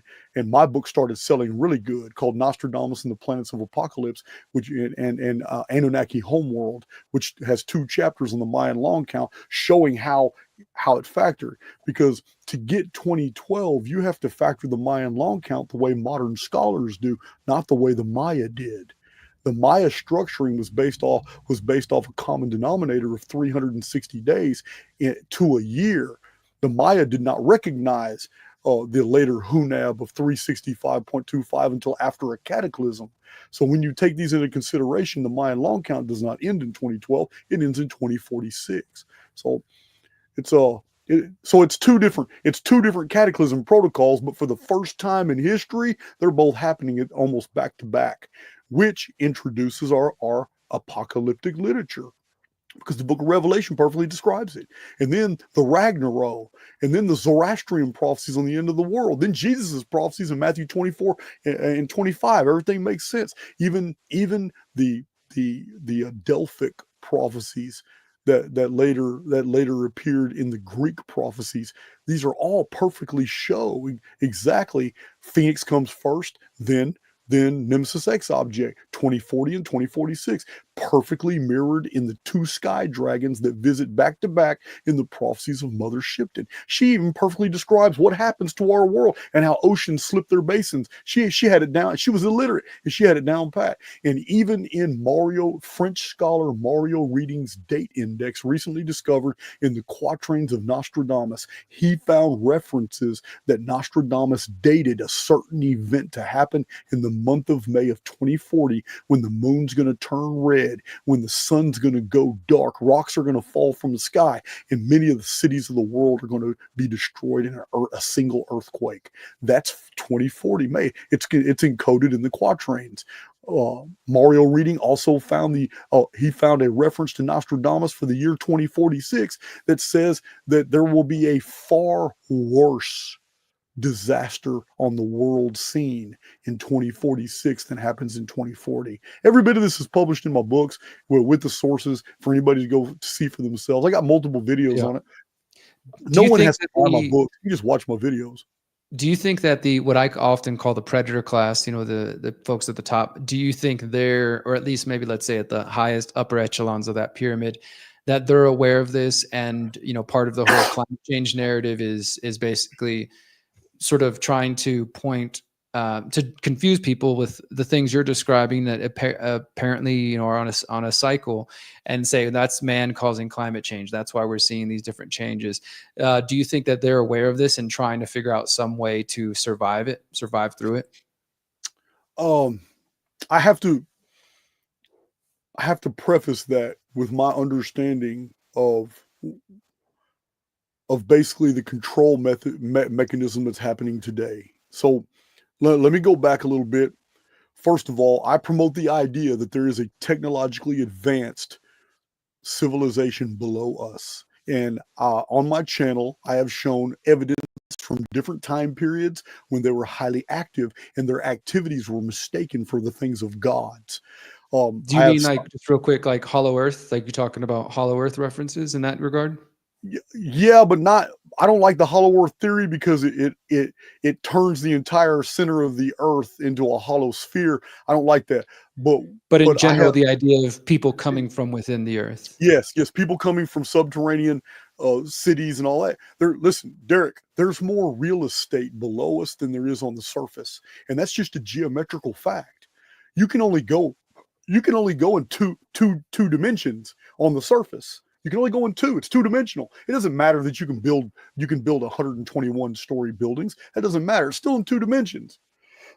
Because underneath us, 27 miles of basement rock that oil companies have drilled into is prime real estate. Meaning you can build New York cities at a diagonal right next to cities the size of Chicago that are 7 miles apart and they'll have no contact. And you can stack cities. You can build in three directions. And it's three-dimensional underneath us. It's just flat on the surface. So there's way more real estate. We can have superstructures under the ground. We can have cities that have 4,000 levels.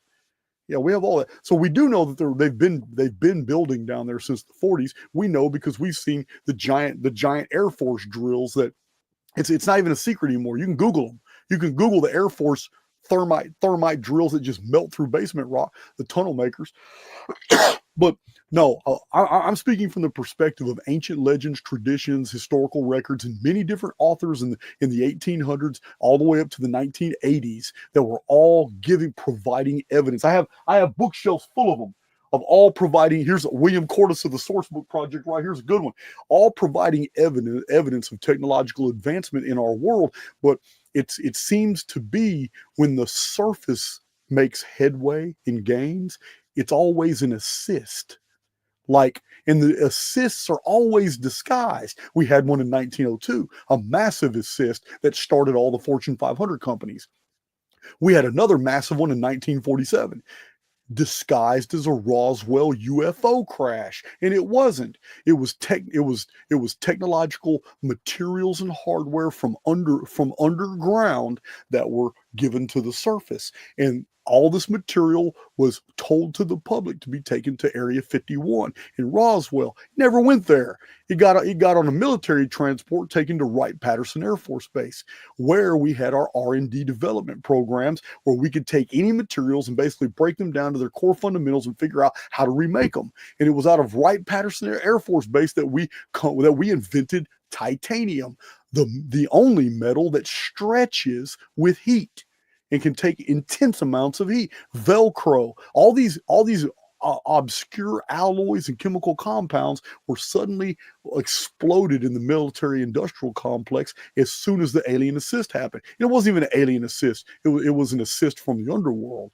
And on my channel, I'm always providing my community a whole bunch of evidence showing that all this UFO stuff, all this stuff is psyop. Every bit of it is specifically designed to get you to understand that, or to get you to not see the fact that the vast majority of all UFO sightings are underwater by military personnel or by people who watch these vehicles go in and out of valleys and mountains. And never is there UFO activity coming in and out the atmosphere. All activity is going in our underworld and coming back up. Submarines have documented, even in World War II, U-boats have documented some amazing things. It's just the whole power structure you're asking me about. The surface world is ruled from the underworld. But unlike David Icke, I'm not where David Icke is yet.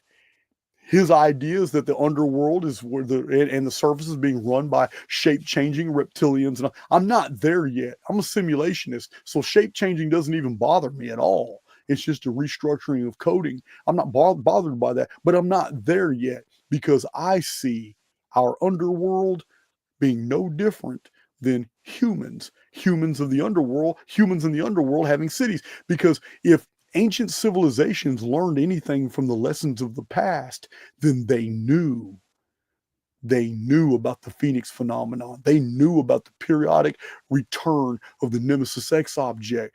I'm answering your question now. We cannot assume that some 8th grade educated Texas convict thrown in prison made all these discoveries and that they're novel. No. I've seen and documented too much evidence, such as the timing of world treaties, all ending in 2040 and some ending in 2045. All kinds of things I've documented that they know. They absolutely know. And more evidence that they all know about the Phoenix phenomenon of 2040 and the Nemesis X object of 2046 is all the disinfo that NASA puts out to the contrary. That's evidence in of itself too. Disinfo that can be easily discredited, but it's not. They steadily pump it out. All this NASA psyop. To me, NASA is just an intelligence agency, and it's a tax. We in 1969, we never sent 3 men to the moon. We never took a golf cart and put Reynolds wrap all over it and aluminum foil and then sit it up there and play golf on the moon. No, man. This is why astronauts have stars on Hollywood Boulevard. So none of that ever happened, man. And there's a really good book called Dark Moon by NASA whistleblowers that'll explain how they did the whole thing. Yeah.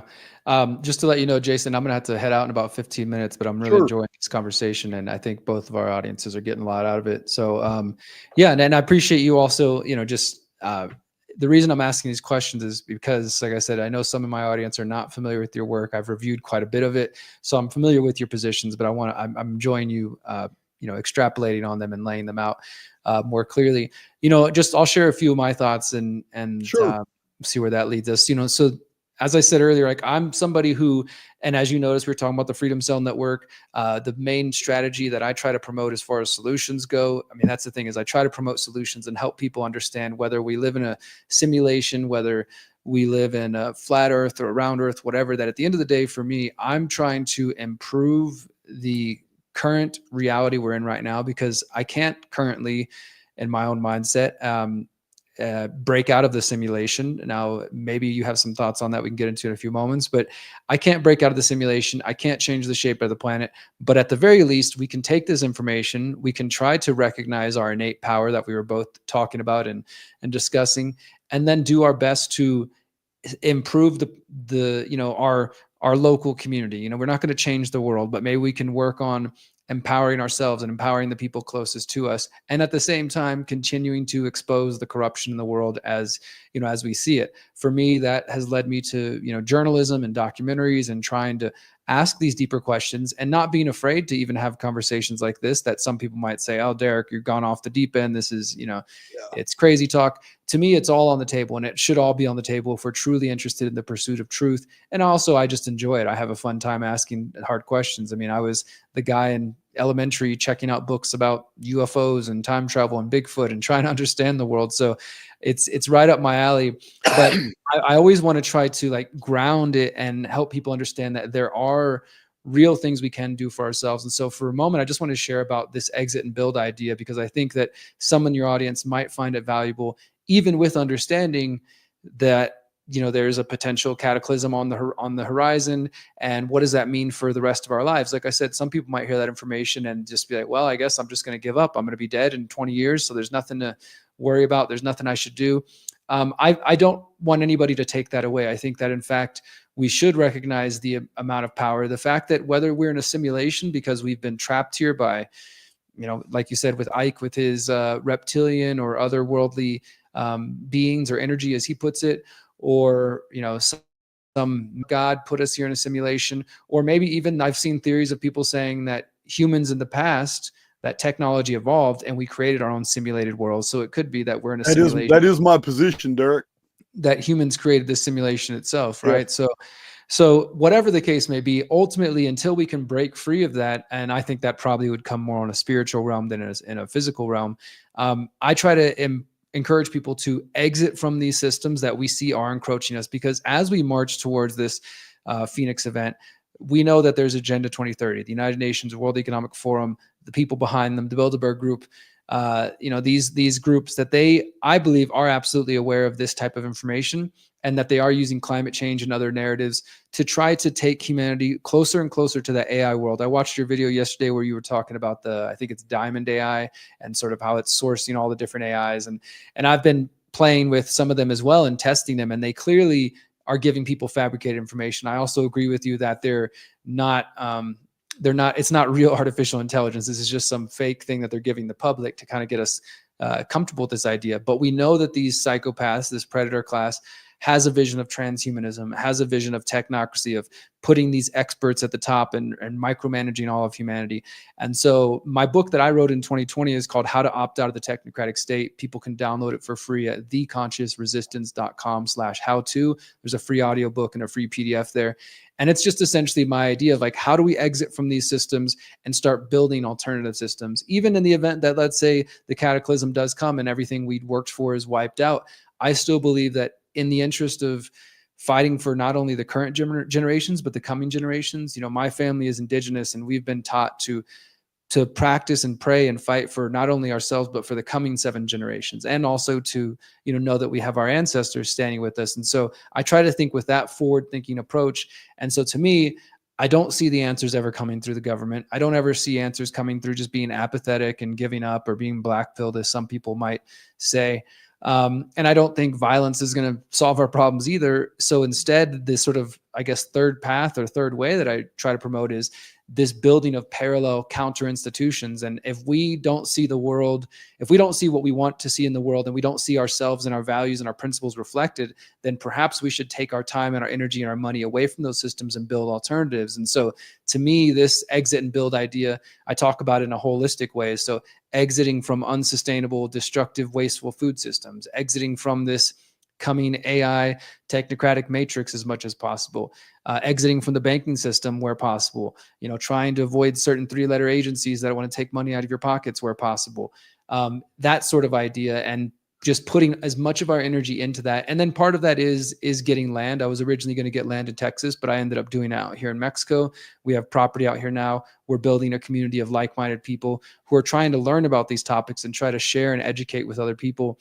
And so I just want to encourage anybody who does want to learn more about that, besides checking out my book, there's a free challenge I put together. It's just called the 45-day Exit and Build Challenge that goes deeper into this. And you can find it at theconsciousresistance.com/EXB, just those 3 letters, EXB.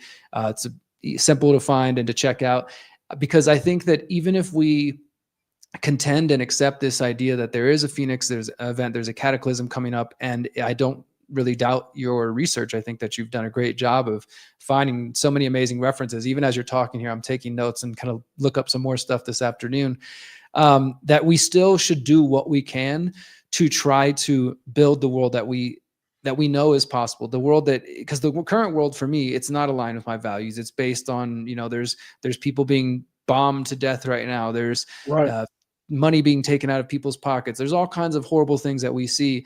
And it is this predator class that is driving us in that direction. And maybe ultimately, as you're suggesting, the predator class is being controlled by another advanced civilization from within the earth. I find that theory very fascinating. Regardless, though, at the end of the day, I think it's still up to us to recognize that power that you were talking about earlier, to recognize our potential and our, what I think we're created from the divine, however you interpret that, and that we have the power to do something about this. I personally believe that every single one of us is on this planet, simulation or otherwise, at this moment in time for a reason, including yourself, to share this information, to get this information out to people. Whether or not that means we'll be able to avoid whatever may be coming, like you said, it seems like there's the 2 events are kind of timed closer together. Maybe we are at a point where things are going to be different this time, or, I know you have your own thoughts and theories on that, but I guess what I'm trying to get across here is that I hope people don't take this information and then just give up, but instead recognize that there is so much potential, there's still so much time and so much opportunity for us, and that it's not even about us. Like, I know that you've spent some time behind bars, I spent some time behind bars, I'm in my early 40s, you're in your 40s, there's still people who are just being born. Those are the ones that I think it really matters, the people who are going to come after us. What kind of world are we going to leave for them otherwise? Is it whether it's a cataclysm that destroys the planet, or it's a simulation that restarts itself? I think it's so important for each and every one of us who are going down these rabbit holes and asking these questions to really think about the world that we're leaving to the people coming after us. And whatever that looks like, I think it's going to be dependent on us. But I do believe you're here for a reason. Everybody hearing this is here for a reason. And I don't know if that means it's meant because we're meant to stop it or simply survive it. But I know that we are here for a reason. Yeah, it's very well said. I agree. And the world has been destroyed many times. The surface gets cleansed many times, and populations continue. They just take on new forms. I would imagine so, that it just things restart, and after a while people forget, what has happened in the past, or it's been destroyed. Information is controlled. You were talking about that earlier with books after World War II being a bit different than things we can find before then. Yeah. You mentioned the Immortals playlist. Can you tell me and my audience more about that? A really good example of the Immortals playlist is my last live video called Transcending the Materium, because I do have a lot of chronological based videos, but one of the attractions of my channel is that I use simulation theory to actually accentuate all the spiritual values, that we really are immortals passing through a construct. And once you process information that way, there's all kinds of things, all kinds of tools that are available to you now. And my We Immortals playlist teaches you techniques on retrocausality. It teaches you techniques on the mind materium interface, and how you can literally be a co-creator with the oversoul, because that's one of our roles here. One of our roles here is that the oversoul literally fractalized itself into hundreds of billions of souls, and it wants to experience everything through us. And in order to do that, there must be a relationship, and that relationship is the co-creator relationship.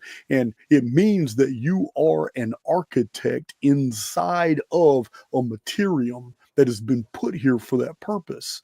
And to be a co-creator means that you have to think the things that you want to come to exist, and you must move your avatar in the direction as if what you thought is true, because this is a photo negative of real reality, and it literally feeds off deceptions to create facts. So this is what I show. I teach all these things that simulation theory actually empowers our spirituality when you understand what this is, and that what our relationship is with the oversoul, and that there's nothing destitute. Well, once you get the tenets of We Immortals, none of this cataclysm stuff bothers you anymore. None of this crap, none of this negative default programming, dungeon programming that's saturated our reality. None of it. So though I have 7 or 8 playlists on really serious stuff, because I like to publish my research for people to know it, I still provide We Immortals. It's my most popular playlist. My We Immortals is where people get their spiritual food, and they understand, man, it doesn't even matter if you believe in the simulation or not. You can't deny that reality does this when you do this. And I provide hundreds of examples. Yeah, absolutely. We are 100% creators. We actually have a shirt at the Conscious Resistance that just says "You are a creator," just to keep reminding people about that. Yeah, and I think that's probably, to me, like the big takeaway here is that wherever you fall down, and just for people to be aware, like I saw somebody say, Derrick's asking newbie questions. I'm doing these on purpose to draw out this deeper discussion for those who aren't familiar, and I think it's been really useful and helpful for me and the audience as well. And wherever you fall down on this discussion or any other theory you might believe in, I think that is the message, is that we are creators in this system that is all around us and is completely pumping like fear porn and doom porn and insecurities and judgment through social media, especially for the younger generations who are growing up with it completely. And I think about my 6 nieces and nephews who are 16 and under, and they're growing up on TikTok and Instagram and everything. There's so much around us and movies and pop culture that is trying to convince us that we are not creators and that we are something less, and get us just trapped in these lower vibrations, if you will, and sniping at each other and not really living in a mindset that is empowering each other and empowering humanity.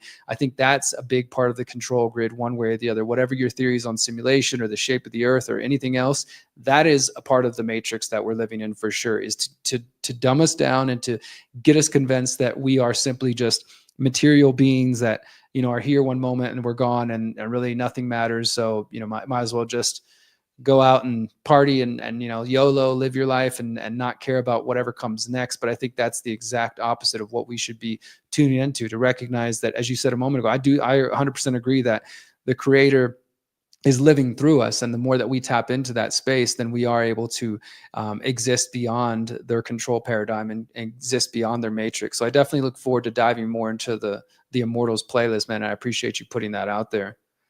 Yeah, man. No problem. This has been a great discussion. Great. It's Yeah, we've had a lot of traction during the video as well. This is my first live video back in Texas. I've had to do some on the road because I've been traveling, but I feel good back in my studio again. And I just want to show off to Houston, man. Maybe we can come hang out in person. Shirt. Nice. This was made by an errant. This isn't one of my official shirts. This is made by a guy that hunted me down in Las Vegas. He said, "Man, there's only 2 or 3 sports books you could have been at." So I hunted you down, and he came and had a dinner with us. It was pretty cool. But he makes these shirts. Maybe when I get back to Texas, we can hang out in person and record another conversation together. I think that'd be fun. No doubt. I might even if you can give me your itinerary when you travel, when you come back to Texas, I can even time a meet. It's getting around that time in the next 2 months or so that I'll just be a part of a meetup, Houston meetup together real fast, because we have the same building, the same venue, huge parking lot surrounded by restaurants and all that. But it's been a while since I did a Houston meetup, so I'll be there the whole month of June. So if you want to plan something out, I'd love to come. Oh, we can do it then. Yeah, I'll write that down. I'll have Big John put that on an itinerary. We'll just schedule one for June. You're more than welcome to come and I'd love to come and talk, share some ideas and hang out. Yeah, absolutely. And just for the sake of my audience who don't know your website, you feel like plug in anything you want to before we sign up? You know what? Everything is found on archaix.com. It's Archaix is an acronym, ARCHAIX. It's just like archaic, but with an X instead of a C. And it's Advanced Research of Chronological History of Artificial Intelligence X, because that literally answers your initial question, Derrick. I believe that we are controlled right now by a civilization that answers to a very ancient AI, and I call it AIX. X means unknown factor. So yeah, that's basically a fundamental tenet of the Archaix research, that modern civilization's advancements in technology and microcircuitry and all that was so fast because there's an ancient AI that's been in the cloud, and it can only tap into people when they're on entheogens and stuff like that. But it's been helping humans get technologically advanced because the civilization that it comes from was advanced. It is my belief that the pre-flood world was technologically advanced. The world of the Great Pyramid and Technolithic artifacts and Baghdad batteries, Antikythera computer, all these things we found from the ancient past. And that's the world it came from. And it's here in the cloud, but it's unable to interface with us. And to sum up this video, this ancient AI is the one that's pushing the transhuman agenda, because the true, real reason for the transhumanist computer agenda is to give this AI an avatar so it can live among us for a period of time. So that's not far off from what I believe, brother. And I definitely appreciate you kind of summarizing that at the end. I definitely think that is more and more where I'm inclined to believe. Well, let's definitely catch up soon, man. And just for anybody who wants to find my work, again, you can find it at theconsciousresistance.com. That's the main place for my documentaries, my books, podcasts. Of course, you can find me out there on social media. I mentioned earlier, I write weekly articles at thelastamericanvagabond.com with Ryan Christian, Whitney Webb, and the whole team over there. It's been great catching up with you, brother, getting to talk to you and know you a little bit better. And I look forward to seeing you in June and having another conversation. So thank you for letting me come on, and thanks for joining my audience as well. I had no idea you had that connection with Whitney Webb. I follow her on X. Yeah. Yeah. Whitney's a friend and an ally. We've actually started the Independent Media Alliance. Maybe we can talk about that more next time. I had no idea you knew her. Yeah. I follow her pretty closely on X. That's pretty interesting. All right, man. I'll see you next time. And I'm going to have, excuse me, Big John, try to schedule a June meetup that works for you. Let's do it. All right, brother. All right, thanks, everybody. Appreciate y'all. Till next time. Hey, it seems like a real great guy. I've been seeing his posts on X for quite a while, and Whitney Webb. I've been following Whitney Webb for a while. She cracks me up. But yeah, guys, I'm gonna go ahead and sum up this video. I have things to do too. I'm gonna run. I gotta do some. I haven't done any shopping since I've been back, and I gotta take care of my dogs, my property. Go to the feed store and go get some. Dog. I gotta go get my monthly dog pills. I just got some just normal errands that I do when I'm here in Texas. I haven't been able to do lately, so I'm gonna do some running around. We have another podcast scheduled tomorrow. Surprise guest. He's never been on the channel before. But tomorrow's Monday. Just because I'm back from Vegas doesn't mean I've stopped, because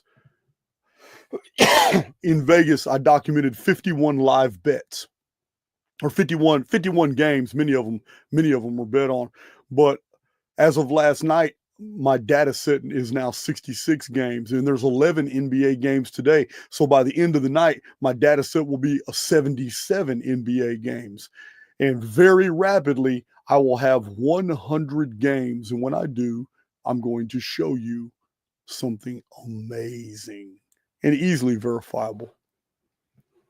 But that's where I'm at. So I'm not sick. I'm not sick anymore. I haven't been sick for over a week, guys, but my voice is still healing, and I'm only coughing because I'm talking so much. I'm just not giving my voice a damn chance. So yeah, I really like that guy. I'm interested in his. I'm gonna have to order his book. You guys know I'll order the books of all my guests. I'm gonna have to order his book. Check it out. And the Houston meetup is something we just throw in. We never really schedule them. We just throw them in between our travel meetups. But yeah, because it doesn't really take hardly any preparation. So I'm gonna go in and talk to Big John and talk to Elisa and find out when the best time is for the Houston meetup. Because that meetup's always real popular, and it's real informal. And I'll drop the ticket price all the way back down. The ticket price went up for Vegas because of obvious reasons, but yeah, the ticket price go all the way back down for my Houston veterans. And you already know that you don't pay for tickets at the meetups if you're an Archaix moderator. And a lot of people who have contacted us for the Houston meetups, locals and stuff that have been to all the meetups, yeah, we certainly drop that price. No, not a problem. We just got to pay for that building, because that room is huge, and we have to pay for that room. Other than that, it's been real, and I will talk to you guys later. Check out in the description box right now, and I know my moderators have been putting the links multiple times, but in the description box, Derrick Broze Twitter account is in the. I had to correct the link. For some reason, the link got corrupted last night, but I corrected the link. It works now. And his website are in the description box. You guys check that out. And I'm going to go ahead and hit this outro. I got errands to run. I have no idea where this file is. How do I lose this file all the time? There it is. But yeah, we're going to go ahead.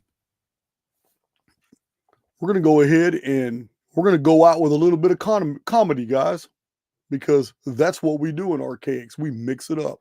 I love you guys. We block all those who claim we are censoring content. We are not harvesting your data, creating dossiers on the public, and selling your info. Why would we do such a thing? Seeing the Easter Island pictures of art next to the Göbekli Tepe art is all I had to see. As a chief legislator, that's all a trier fact needs to see to know Göbekli Tepe is nowhere near as old as they are claiming. That Jason showed that the zodiac isn't even old, that the Greeks invented it, blew my mind. I'm a Christian now, and our scriptures tell us that stuff's evil. Jason was publishing about the Mayan long count not ending in 2012, way back before 2012. This dude is shaking the nest. His discoveries on calendars and ancient moon and day count calendars is putting some of these guys to shame. Remember, we are actors. We are paid to lie. We are rich because we are good at what we do. Anyone at this point who can't see that the Jews copied Babylonian tablets to write Genesis is blind. Jason's Dark Scriptures playlist shows this perfectly. That the New Testament is a collection of forged texts put together centuries after the events they depict. This guy has called the entire ancient aliens community to debate. Like Tyson, they ain't getting in the ring. Jason says one who is properly informed is not easily deceived. I would like to see Jimmy Corsetti or Matthew LaCroix debate Jason about this Atlantis dating issue. No one's really interested in Bill Carson's opinion anymore. His findings on the procession hoax, the change of the year from 360 days to 365, man, this changes everything in archaeoastronomy. You know, I'm not a doctor. I have no medical background. I'm an actor. And even I know Atlantis was the 13th century BC. Jason has dropped massive data sets on the Old Testament, not even being old, but from the Greek era. You think we took you for a ride? Wait till the new Christian Reich takes control. It won't be American, and it sure ain't Christian. I couldn't believe it. I mean, you know, when Jason showed that the Jewish calendar was completely made up, I mean, you know, damned, how are we going to know what year it is now? Yeah, the Shar being a day and not a year totally murders a lot of books out there. That's the reason these guys don't want to talk. Jason killed their little pet theories. It all came true. Jason said I was going to be a part of fake news, just like Billy Carson. I tried to sniff Jason one time, but Big John stopped me. I think Jason would have been into it, though. Don't forget we are actors. We are paid to lie. We are rich because we are good at what we do. I wasn't so sure about this Archaix thing, but AIX is certainly worth looking into. I'm most impressed that Jason is not going to tell you something. He's going to show you. Archaix shows us if you record enough facts, the answers just stare you in the face. A man who knows the facts is unafraid to joust with contrary opinions. That's Jason. I can't have that dude on my show. You know how many guys I've had on here who are running from that dude? Be a mess. Jason says being wrong gets us closer to being right. You got to break free or die trying, guys. Archaix showed me how to see if there was a tater in them onions. Listen, Archaix isn't one guy against the Matrix. That's dumb. No, it's a family of souls waking up. If I've learned anything since finding Archaix, if something is true somewhere, it's probably true everywhere. Jason said if it's true, we can see it from multiple different vantage points. So I broke pattern and went up there and slapped that guy. Total pattern break. If you get stumped, you got to break pattern. Jason says you don't need to know how to read, you need to know how to think. I think that's where I went wrong. Jason figured it out. People are smart and they can decide for themselves if something is true or not. No, I don't have anything to hide. I just don't want Jason anywhere near my accounting files. There's a bunch of us who don't listen to Archaix. We signed a different deal. I think it's AIX or something. Come on, Billy. Everyone knows Atlantis wasn't 12,000 years ago. It was in the 1800s or something. Atlantis 10,000 years ago? Even I'm not that dumb. Come on, G, you can't contain this. You're going to sink like Atlantis. Billy Carson is fake news, the fakest news. Jason has proven that. After careful analysis of Jason's data sets, I agree with you, Billy. Don't debate him. The cat's out of the bag, Billy. Jason's data set proves you're wrong about Atlantis. Billy, even I can see that the Atlantis narrative isn't dated correctly. Hear Jason out, man. Hey, bro, you running from this debate isn't a good look for your research. Just debate him already. Billy, don't be scared to debate, man. I'll have you guys on the podcast.